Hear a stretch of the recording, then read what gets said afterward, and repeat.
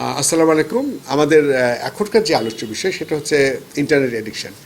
Internet addiction মানে তো সব কিছুই, সেটা সোশ্যাল মিডিয়া বা Facebook addiction, pornography addiction, gaming থেকে শুরু করে সব কিছু, মানে ইন্টারনেটের মাধ্যমে আমরা যত অ্যাপস বা সাইটগুলোতে পাচ্ছি, তো সেগুলোতে আজকাল এডিক্টেড হচ্ছে, এক একজন এক একভাবে হচ্ছে। ফেসবুক অ্যাডিকশন হচ্ছে, ইউটিউব অ্যাডিকশন হচ্ছে, গেমিং অ্যাডিকশন হচ্ছে, আজকাল তো পর্নোগ্রাফি অ্যাডিকশন তো প্রচুর দেখা যাচ্ছে। আমি যত কলেজ, বিশ্ববিদ্যালয় বা বিভিন্ন প্রতিষ্ঠানগুলোতে ট্রেনিং করাতে যাই, তাদের একটাই অভিযোগ থাকে যে এখন সবচেয়ে বেশি মারাত্মক যে পরিস্থিতি হয়েছে বিশেষ করে শিক্ষার্থীদের মধ্যে, সেটা হচ্ছে যে ইন্টারনেট এডিকশন। তারা অধিকাংশ সময় ইন্টারনেটে থাকছেন।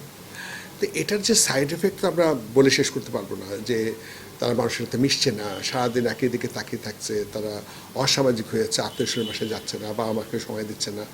একসময় দেখা যাচ্ছে তাদের মধ্যে একাকিত্ব তৈরি হচ্ছে, বিষণ্ণতা তৈরি হচ্ছে, এবং সে বিষণ্ণতা থেকে আমরা বুঝতেই পারছি তার মধ্যে বিভিন্ন রকম সাইড এফেক্ট হচ্ছে, এমনকি সুইসাইড অ্যাডিকশন হচ্ছে, সুইসাইডের টেন্ডেন্সি তৈরি হচ্ছে। তো সোজা কথা, ইন্টারনেট এডিকশন একটা ভয়াবহ পরিস্থিতি তৈরি করছে। এখন আমরা প্রশ্ন হচ্ছে যে আমরা কখন বুঝবো যে একজন ব্যক্তি বা আমি নিজে ইন্টারনেট এডিক্টেড হয়ে গেছি বা হচ্ছি। সেটা কয়েকটা আমি পয়েন্ট বলি, অনেকগুলো পয়েন্ট আছে, তার মধ্যে সংক্ষেপে আমি 3টা পয়েন্ট বলতে পারি। সহজ করে সেটা নাম্বার 1, আমার প্রয়োজন নাই, শুধু বিনোদনের জন্য যদি কেউ 5-6 ঘন্টা ইন্টারনেটে থাকে, এটা তার কাজের অংশ না, কিন্তু বিনোদনের জন্য বা তাকে থাকতে হচ্ছে 5-6 ঘন্টা অন্তত, কোনো প্রয়োজন নেই। শুধু বিনোদনের জন্য 5 থেকে 6 ঘন্টা বা 7 ঘন্টা যদি কেউ থাকে, তাহলে বুঝতে হবে সে এডিক্টেড, নাম্বার 1। নাম্বার 2, সবসময় তার মনটা ওই ফোনের দিকে থাকবে, আইফোন বা স্মার্টফোনের দিকে বা ল্যাপটপ বা ডেস্কটপের দিকে, যে কখন আমি ওখানে যাব, কখন ওখানে যাব। এমনকি মনের অজান্তেই সে ওই সোশ্যাল মিডিয়ায় চলে যাচ্ছে বা ইন্টারনেট চলে যাচ্ছে। অর্থাৎ তার চিন্তা চেতনা ওদিকে আকর্ষিত হবে, ওদিকে থাকবে, যার ফলে তার জরুরি কাজগুলোর ক্ষতি হবে, পড়াশোনার ক্ষতি হবে, অফিসের কাজের ক্ষতি হবে, ব্যবসার কাজের ক্ষতি হবে, তার অ্যাসাইনমেন্টের প্রবলেম হবে। অর্থাৎ সোজা কথা, আমার মনটা সবসময় ওদিকে আকর্ষিত হতে থাকবে এবং জরুরি কাজের ক্ষতি হতে থাকবে, সেটা পড়াশোনা, অফিস, আমার ব্যবসা বাণিজ্য, সংসারের কাজ। তাহলে এটা হচ্ছে সেকেন্ড পয়েন্ট।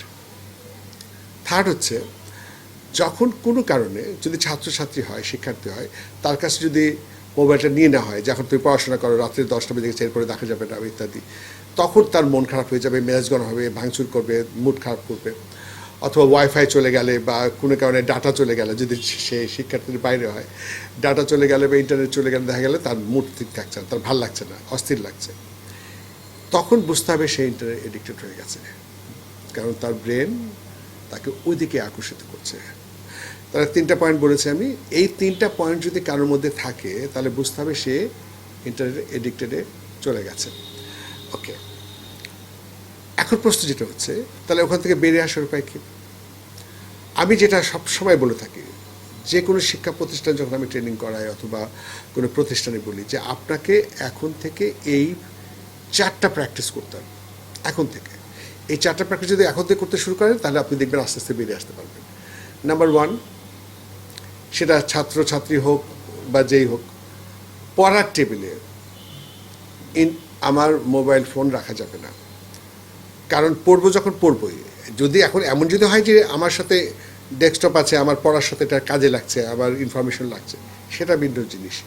কিন্তু এর বাইরে আমার পড়ার টেবিলের মধ্যে আমার ল্যাপটপ অথবা মোবাইল ফোন থাকবে না, কারণ আমার একটু পরে দেখতে ইচ্ছে করবে, একদম দূরে। পড়ার টেবিলে থাকবে না। নাম্বার 2, খাওয়ার টেবিলে, আমি যখন খেতে বসছি, খাওয়ার টেবিলে কোনো অবস্থাতেই মোবাইল ডিভাইসেস রাখা যাবে না। খাবো মনোযোগ দিয়ে খেতে হবে, ওই টিভি দেখতে দেখতেও নয়, মোবাইল দেখতে দেখতেও নয়। তাহলে খাওয়ার টেবিলে, পড়ার টেবিলে, এমনকি আমি আত্মীয়তার বাসায় গেছি, আত্মীয়র বাসায় বেড়াতে গেছি, সেটা চাচা, মামা, খালা, খালু, যার বাসায় হোক না কেন, সেই বাসায় যখন কারো বাসায় গেছে দেখা করতে, গল্প করতে, সৌজন্যতা সাক্ষাতে, যে কারণেই হোক না কেন, মোবাইল হাতে রাখা যাবে না। কারণ মোবাইল যদি আমার হাতে থাকে দেখা যাবে আমি তার সাথে যত কথা বলছি তার চেয়ে বেশি মোবাইলের দিকে আমি তাকাচ্ছি, তখন তিনি অপমানিত হবেন, ইনসাল্টেড হবেন, এবং তিনি বুঝবেন যে তার আমার সাথে কথা বলার চাইতে তার মোবাইল দেখাটা বেশি গুরুত্বপূর্ণ, এবং আন্তরিকতা শো হবে না নিশ্চয়ই। সুতরাং আমি যখন কোনো আত্মীয় স্বজনের বাসায় বেড়াতে যাব, কথা বলতে যাব, তখন মোবাইল ফোনটা অবশ্যই আমার পকেটে থাকবে বা অন্য জায়গায় থাকবে, আমি অবশ্যই হাতে রাখবো না, কারণ একটু পর দেখতে ইচ্ছে করবে। এমনকি বন্ধু বান্ধবদের সাথে কথা বলবো, গল্প করবো, তখনও মোবাইল ফোন সামনে রাখা যাবে না। আর যখন মিটিংয়ে থাকবো, কোনো সেমিনারে থাকবো, তখনও মোবাইল ফোন রাখা যাবে না, কারণ আমি অনেক সেমিনারে দেখেছি যে প্রধান অতিথি বক্তব্য রাখছেন বা বিশেষ অতিথি বক্তব্য রাখছেন, কিন্তু ওই মঞ্চে যারা আছেন কেউ কেউ মোবাইল দেখছেন, সামনে আছে তারাও দেখছেন। এই যে এডিকশন, যে বক্তা কথা বলছেন, তার কথা শুনতে এসছি, সেদিকে না তাকিয়ে আমি মোবাইলের দিকে তাকাচ্ছি। তো সুতরাং কোনো অনুষ্ঠানে, কোনো সেমিনারে, মিটিংয়ে মোবাইল ফোনটা সামনে রাখা যাবে না। যদি ওখানে কোনো পয়েন্ট লেখা থাকে সেটা ভিন্ন জিনিস। তাহলে কি বললাম, পাওয়ার টেবিলে, খাওয়ার টেবিলে, আত্মীয়ের বাসায় বেড়াতে গেলে, বন্ধুবান্ধবের সাথে গল্প করার সময়, কোনো মিটিং বা কোনো প্রোগ্রামে, অনুষ্ঠানে গেলে মোবাইল ফোন আমি সামনে রাখবো না, পকেটে থাকবে, হাতের সামনে থাকবে না। এটা কিন্তু 2 নম্বর, এটা কত নম্বর পয়েন্ট গেল? 1 নম্বর পয়েন্ট। ঘুমানোর সময়, 2 নম্বরটা আমি আলাদা করছি। ঘুমানোর সময় কোনো অবস্থাতে আমার মোবাইল সাথে থাকা যাবে না। ঘুমানোর সময় মোবাইল ফোন অবশ্যই আমার বিছানায় যাবে না, কারণ আমি বিছানার সময় যদি মোবাইল ফোন নিই তাহলে আমার রাত্রে 2-3 বেজে যাবে, টের পাবো না। তো সুতরাং কোনো অবস্থায়, এমনকি গবেষকরা এটাও বলেন যে ঘুমানোর আগে 1 ঘন্টা আগেই আমাকে ইন্টারনেট থেকে দূরে থাকতে হবে, সেটা টেলিভিশন হোক, আমার ডেস্কটপ হোক, আমার ল্যাপটপ হোক, মোবাইল ফোন 1 ঘন্টা আগে ছাড়তে হবে, যাতে আমার পিসফুল ঘুম হয়। তাহলে 1 নম্বর গেছে, খাওয়ার টেবিলে, পাওয়ার টেবিলে, তারপরে আমার বন্ধুবান্ধবদের সাথে, আত্মীয়স্বজনের বাসায়, মিটিংয়ে মোবাইল ফোন সামনে রাখা যাবে না, হাতে রাখা যাবে না।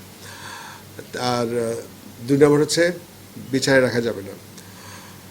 এই বিষয়গুলো মনে রাখতে হবে। যখন এমনকি আমি আলমাসুর রহমান, আমি যখন রমনা পার্কে ব্যায়াম করতে যাই সকালে বা বাজারে যাই, আমি কিন্তু মোবাইল ফোন সাথে নিই না, অবশ্যই সাথে নিই না, কারণ আমি ব্যায়াম করতে যাচ্ছি, বা কোথাও একটা কাজে গেছি, মোবাইল ফোন আমি সাথে নেবো কেন? কারণ আমি দেখেছি যে ব্যায়াম করছে, একটু পর মোবাইল দেখছে, ব্যায়াম করছে, একটু পর মোবাইল দেখছে, তো মোবাইল দিকে তার মন বেশি।